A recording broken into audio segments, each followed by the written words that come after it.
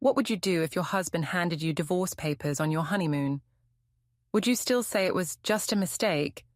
Because that's what I told myself, right up until the moment the lawyer showed up at our door. I still remember the sound of the envelope hitting the table. That soft final sound that somehow felt louder than any argument we'd ever had. Nathan didn't yell, didn't cry, didn't even look angry.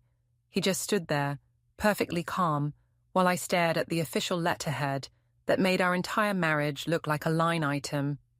My name, Isolde Merrin, printed beside the words, Petitioner, Nathan Merrin. It didn't even feel real. How do you go from dancing in front of family and friends, promising forever, to being handed legal papers less than 2 weeks later? I told myself he was overreacting, that it was all a misunderstanding blown out of proportion. Because, honestly, that's what I believed. Our wedding had been perfect, or close enough.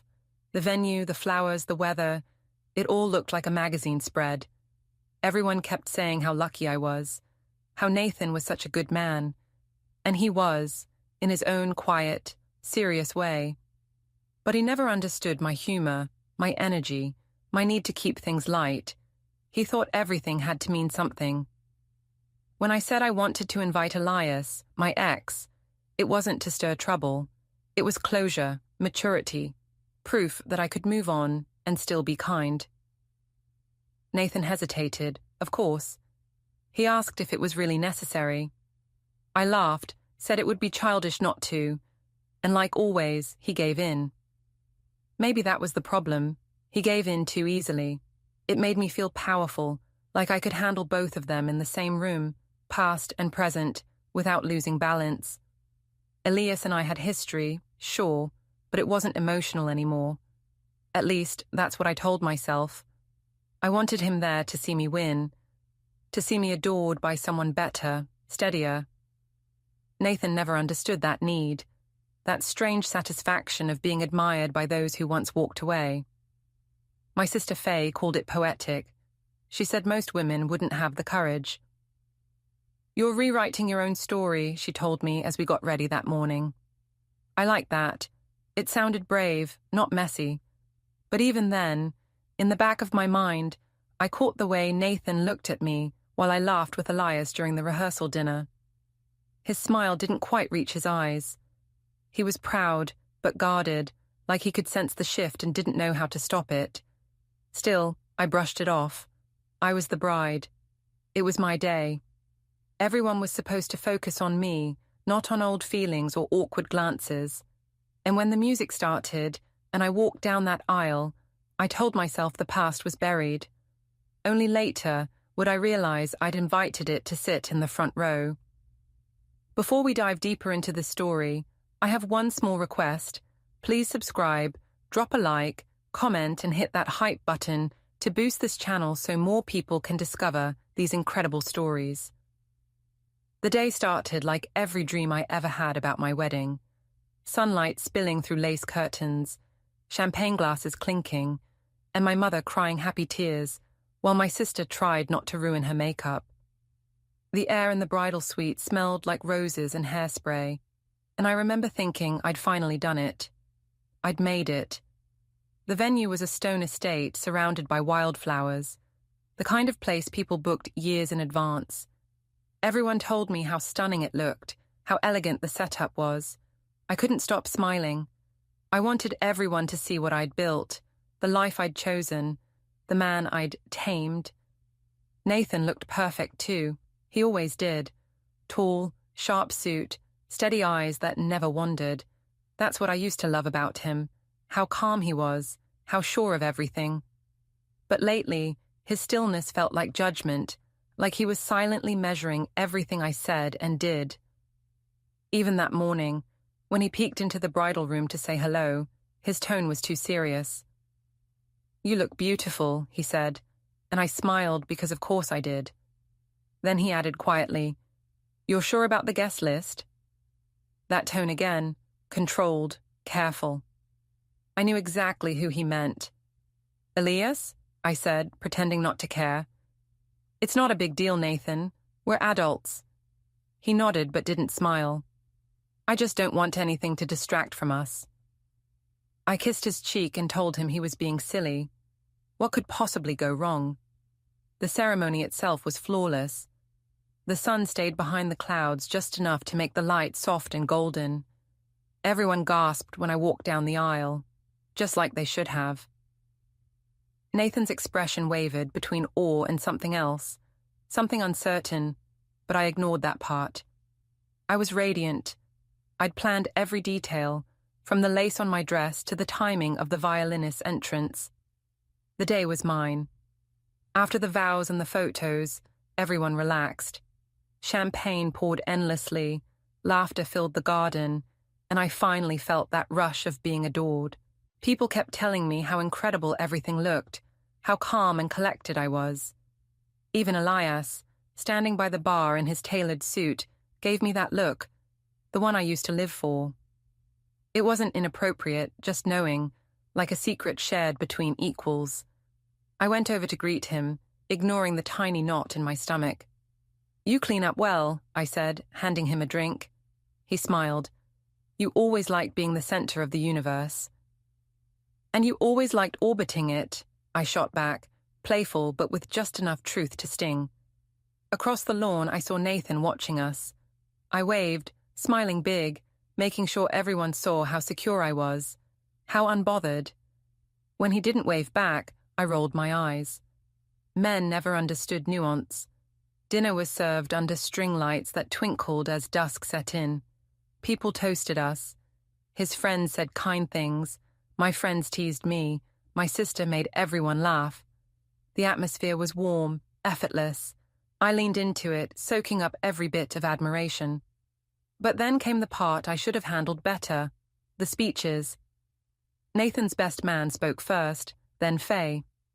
Her speech was emotional and loud, all about our childhood dreams of fairy tale weddings and finally finding someone patient enough to handle my fire.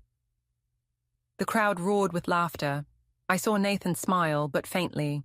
When it was my turn, I stood up and thanked everyone, saying all the right things. And then, for some reason, I made a joke. One of those impulsive, too honest lines that sounds clever until it isn't. I looked at my bridesmaids, already tipsy and grinning, and said, "I guess the wrong man cried first at the altar." It got a big laugh. Even Faye doubled over. I meant it as a light joke. Elias had teared up earlier when I walked down the aisle, which everyone had noticed. It was supposed to be funny. But when I glanced at Nathan, his face had gone completely still. He didn't laugh. His hand resting on the table tightened slightly, but he said nothing. That silence spread like smoke.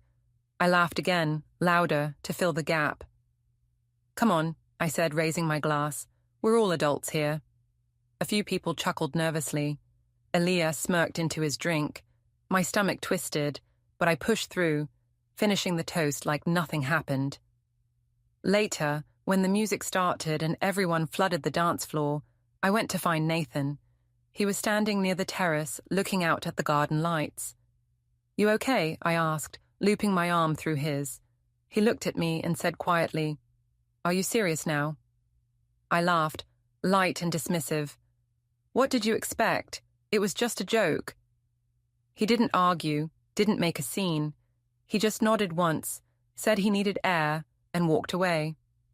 The rest of the night blurred. Music, laughter, the weight of my own charm, holding everything together. But every so often, I caught sight of him on the edge of the crowd, distant, watching. For the first time, I felt something cold in my chest, like a shadow at the edge of a perfect picture. Still, I told myself he'd get over it. Everyone loved the joke.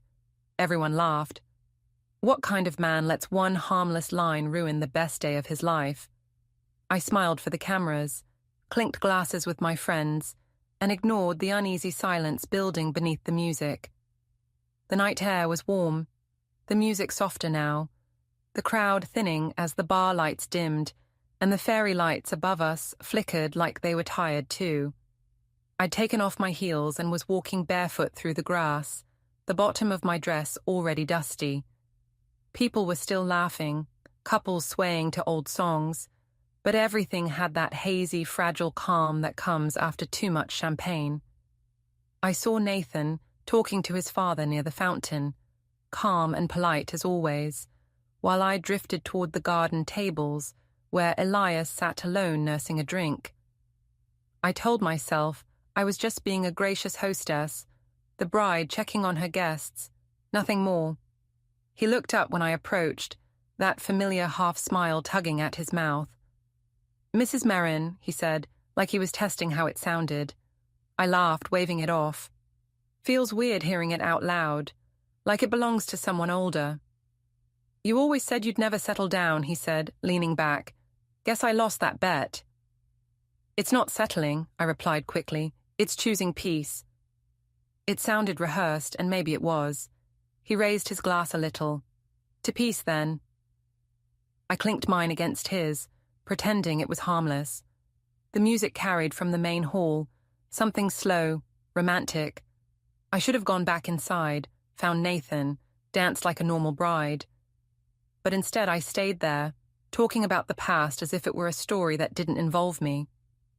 Elias said he was proud of me, that I looked happier than ever. I told him I was, but it came out too fast, too defensive. He looked at me for a moment, then said quietly, "You really mean that?" I should have said yes, I should have laughed, but the words stuck. Maybe it was the wine, or maybe it was the way he still looked at me like I was the only thing in focus. I said something vague, like, "Happiness is complicated." He smiled a little. "It always was with you." The garden was empty by then. Everyone had drifted back inside for the cake cutting, but I lingered under the string lights, letting the night swallow the noise. I don't know why I let him stand closer. Maybe I wanted to prove to myself that I wasn't affected. Maybe I wanted to feel that power again, the kind you only have when someone still wants you but can't have you. He brushed a strand of hair from my shoulder, the way he used to, and said I hadn't changed. That's when it happened. A kiss. Quick, unplanned, soft. I froze, then stepped back immediately. My heart pounded, but I forced a laugh. "You can't do that," I said, keeping my tone playful. He shrugged, looking embarrassed. "Sorry, old habits." "Forget it," I said. "It's nothing." And that's what I decided it would be. Nothing. A moment lost in champagne and nostalgia. No one saw. Or at least, that's what I believed. When I went back inside, Nathan was nowhere near the dance floor. My friends were laughing, Elias had disappeared, and everything suddenly felt off balance. I smiled too widely at the photographer, hugged too many people, anything to drown the unease crawling up my neck. Later, in the car ride to the hotel, Nathan was silent, the kind of silence that fills every inch of space until it becomes unbearable. I asked if he was tired. He said, "I saw something tonight." My pulse jumped, but I kept my voice calm. "You saw me dancing with my friends, I hope." He didn't look at me. "Don't lie, Isolde. I know what I saw." I laughed lightly, though my throat felt tight. Elias kissed my cheek. "That's all. You're making it sound worse." He turned then, eyes steady. "He didn't kiss your cheek." "It's our wedding night, Nathan. You're seriously going to start a fight over a misunderstanding." I said it sharply, like his doubt was the insult, not my action. He looked away again, shoulders tense. When we reached the hotel, he said nothing as we checked in. The clerk smiled, congratulated us. I smiled back, acting like everything was fine. In the elevator, the silence was unbearable, so I reached for his hand. He didn't take it. Up in the room, I started undressing, trying to turn the night around, but he just sat in the chair by the window, still in his suit. "You embarrassed me," he said finally. His voice was flat. I turned, pretending to be shocked. "Embarrassed you? For what? Being friendly?" "For pretending," he said, "for making me the fool in front of everyone." I sighed, grabbing the makeup wipes from the counter. "You're being dramatic. Nobody noticed anything. You're looking for problems where there aren't any." He stared at me for a long time, then stood and went to the door. I'm going for a walk. I didn't stop him. I just said, don't take too long. People will talk if the groom disappears. He didn't answer. I fell asleep that night, convincing myself it was all fine, that by morning he'd apologize for overreacting. But when I woke up, he wasn't beside me. I found him sitting on the balcony, staring at his phone. When I asked what he was doing, he said nothing, just turned the screen toward me. A photo. Grainy, dimly lit, but clear enough. Elias and me under the string lights, his hand on my cheek, his mouth on mine. My stomach dropped. I managed to laugh, though my voice cracked. That's not even... Someone must have taken that from a weird angle. He didn't say a word. He just looked at me, and I realized then that silence could be louder than shouting. The morning after we got back from the estate, everything felt wrong. The house was spotless, but it didn't feel like home anymore. Nathan moved quietly, packing away gifts, folding his suits, acting like I wasn't there. When I tried to joke about being officially back to reality, he didn't respond. He just said he had a few errands to run and left. No kiss, no smile, just gone.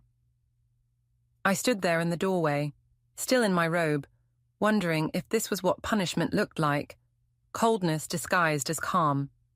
By noon, I'd already started spinning my own story. I told myself he'd cool off, that once people stopped talking, everything would settle. But the whispers started faster than I expected.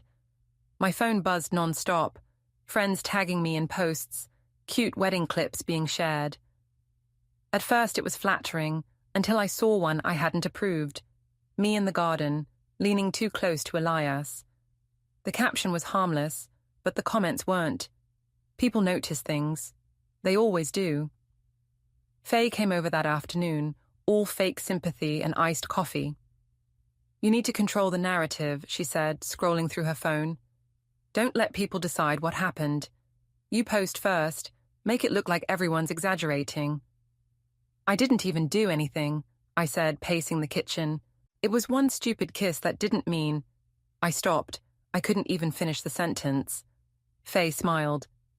Then own it, laugh it off, say someone caught a bad angle. You're the bride. No one wants to believe you ruined your own wedding. It sounded smart, so I did exactly that. I posted a photo of me and Nathan cutting the cake, captioned it, "Some people love drama more than love itself. We're fine. Thanks for caring." Within minutes, the comments poured in. Heart emojis, messages of support. A few close friends texted to say I was handling it so gracefully. I told myself that meant I'd won. But that night, Nathan came home, saw the post, and asked quietly, "We're fine." I looked up from my phone. "Yes, we are. Why wouldn't we be?" He nodded once, like he was filing away evidence. "Good to know." The next morning, he didn't take his coffee in the kitchen. He brewed it in the garage. He stopped answering my texts during the day. And when I asked what was wrong, he said, "You're very good at pretending, Isolde. Keep it up." I tried to make him laugh, tried to be sweet, but nothing broke through that wall. The more distant he became, the more defensive I got. I started calling him cold, paranoid, insecure. I told Faye he was losing it, that maybe the stress of the wedding had broken something in him. She nodded like she agreed, though I could tell she was uneasy now too. Then one night, I saw his laptop open on the counter. Normally, he was private about his work, but curiosity got the better of me. I just wanted reassurance, proof that he wasn't actually doing anything drastic. But there it was, an email thread with a lawyer. Subject line, marital annulment consultation. I froze, staring at the screen. The date was from 3 days earlier, our second day back. Attached were screenshots, timestamps, even guest witness notes. He'd already started documenting everything. My pulse hammered as I scrolled. One message said, "Proceed discreetly." She's unpredictable when cornered.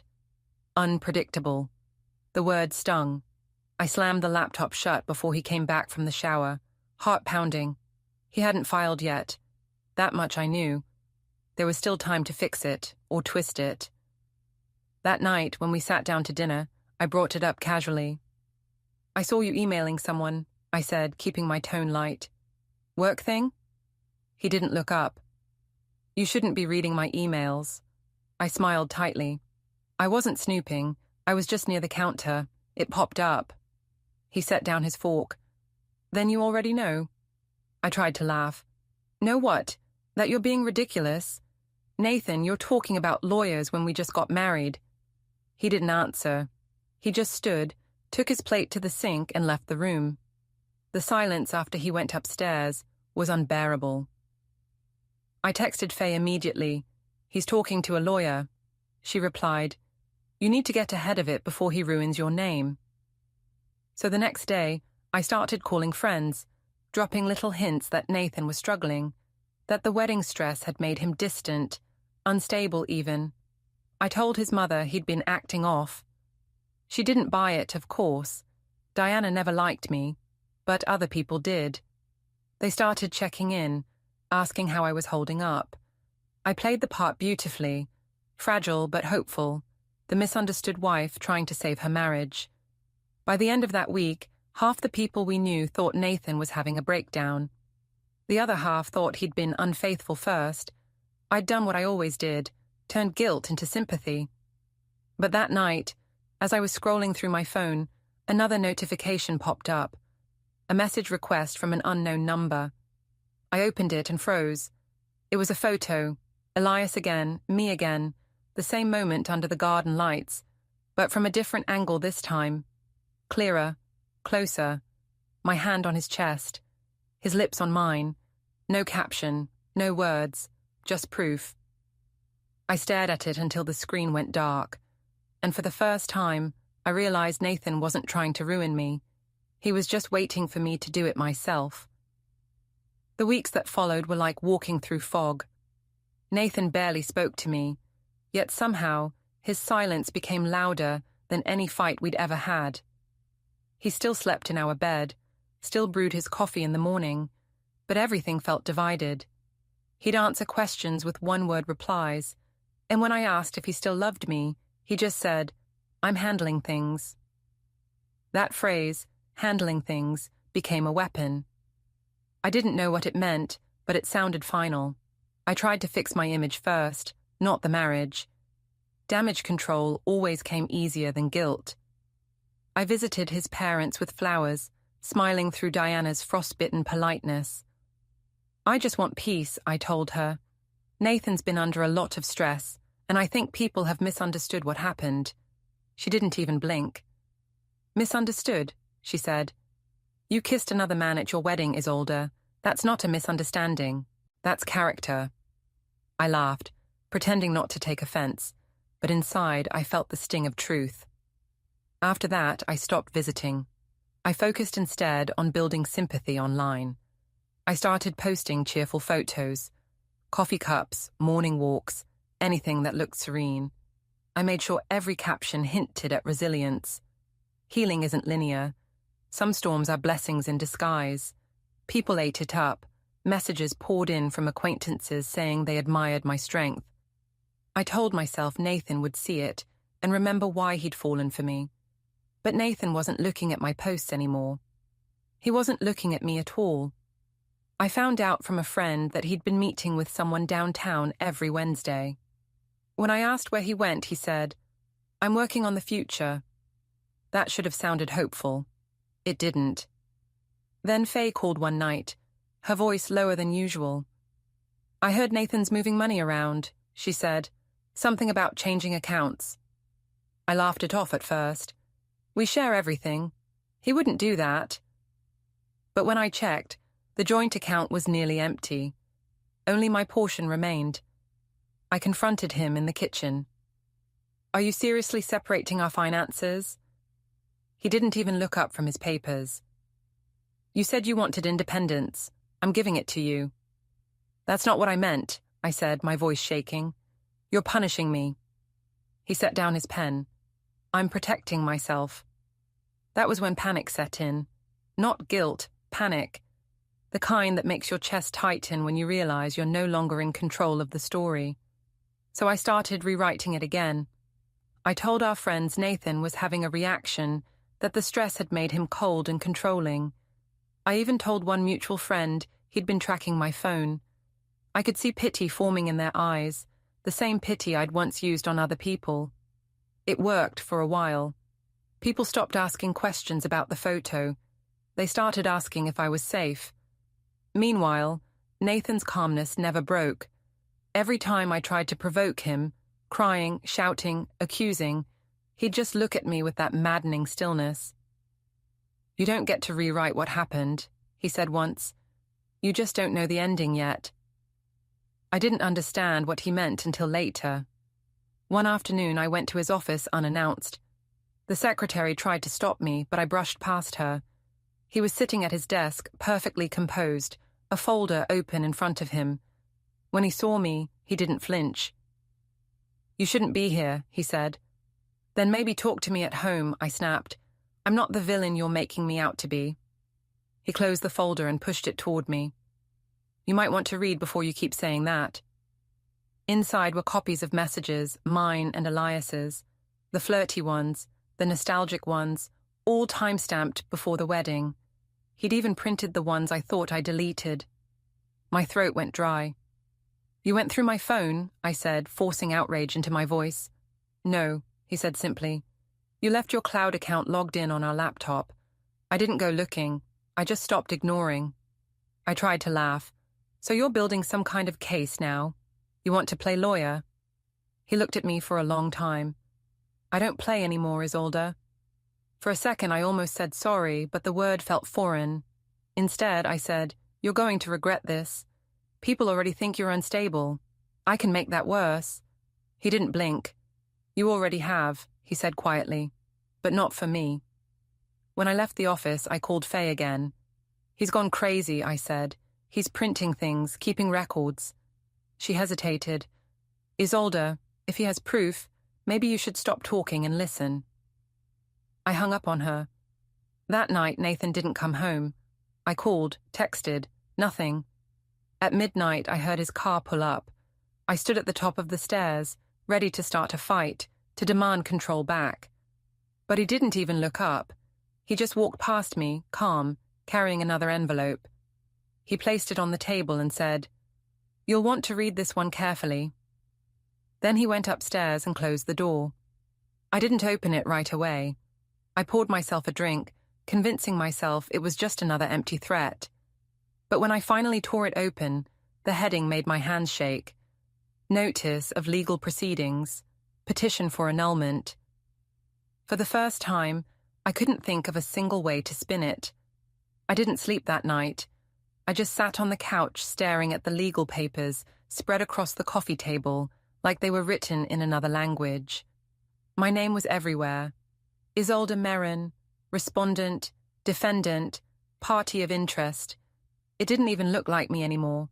I wanted to wake him, to shake him, to make him explain what he thought he was doing.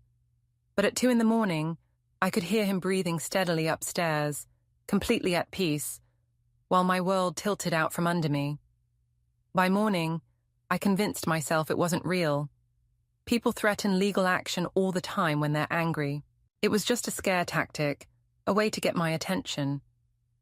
When Nathan came down for coffee, I tried to sound casual. "So we're serving paperwork now?" I said, forcing a little laugh. He didn't look at me. "They're not threats, Isolde. They're steps." "Steps to what? Destroying your own marriage?" "To protecting what's left of my dignity."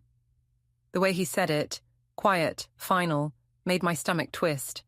I wanted to yell, to cry, to make him see how ridiculous it sounded. "Everyone fights," I snapped. "But normal couples talk things out. They don't run to lawyers because someone misread a situation." He finally met my eyes. "It stopped being a misunderstanding the second you decided to lie about it." Then he grabbed his briefcase and left for work. The silence afterward was unbearable. I called Faye again, pacing the living room while she tried to sound calm. "He's serious," she said. "If he's filed, you need to get a lawyer too." I don't need one, I said quickly. He's bluffing. He wants me to panic. But by the end of the day, a man in a grey suit showed up at the door. He handed me a sealed envelope, nodded politely, and left. Inside was a letter from Nathan's attorney. Formal, cold, deliberate. It listed everything: infidelity, public humiliation, emotional distress, damage to reputation. There were photos, screenshots, even transcriptions of text messages. It wasn't just about a kiss anymore. It was a case. That evening, Nathan came home to find the papers scattered across the dining table. "You're unbelievable," I said. "You're weaponizing our life." He took off his jacket calmly. "You did that when you decided our marriage was a performance." I tried to sound reasonable, like the adult in the room. "You're overreacting. You can't just erase me because you're embarrassed." He poured himself water, ignoring my tone. "You erased yourself, Isolde. I'm just filing the paperwork." Something inside me snapped. "You think people are going to believe you? Everyone knows you're cold, withdrawn. I've already told them how distant you've been. They pity you." He looked at me then, steady, almost pitying. "They won't for long." The next day, I found out what he meant. His lawyer sent copies of the case summary to both families.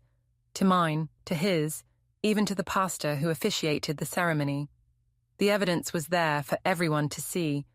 I started getting texts from people I hadn't heard from in years. Some polite, some brutal. My mother called crying, asking how I could humiliate a good man like that. My father said he couldn't even show his face at work. I hung up on them both. Nathan didn't say a word about any of it. He moved around the house like I wasn't there, eating quietly, sleeping soundly. Every calm gesture drove me mad. I begged him one night to stop the process, to at least talk before finalizing anything. "You don't have to do this," I said, tears I didn't even mean spilling down my cheeks. "We can fix it. We can start over." He set down his glass and said, "I'm not trying to hurt you, Isolde. I'm trying to be free of you." I didn't know how to respond. I'd always believed I had control over people, stories, consequences. But this was different. He wasn't yelling, wasn't begging, wasn't even angry.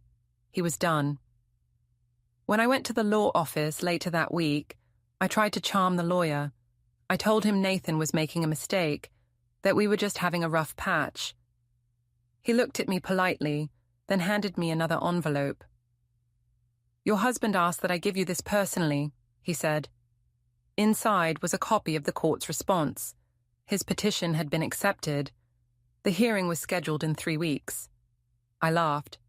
I actually laughed. He can't just erase a marriage. That's not how it works. The lawyer folded his hands. He provided sufficient evidence of fraud and infidelity before completion of marriage vows. The court sees it as grounds for annulment. "Fraud?" I repeated, stunned. He nodded. "You concealed prior emotional involvement with another man. And according to these communications," he tapped the folder, "there was intent before the ceremony." I wanted to scream, to tell him it wasn't like that I just wanted closure, validation, anything but deceit. But the words died in my throat. When I came home that night, Nathan was packing a box of books. I asked where he was going. "Somewhere quiet," he said. "So that's it?" I asked, my voice breaking between disbelief and pride. "You're really ending this like a business deal?" He looked at me one last time, calm as ever. "You made it public, Isolde. I'm just signing the paperwork." And then he left. No slammed door, no dramatic exit, just silence. The kind that means it's already over. For the first time since the wedding, I realized he'd taken back every ounce of power I thought I had.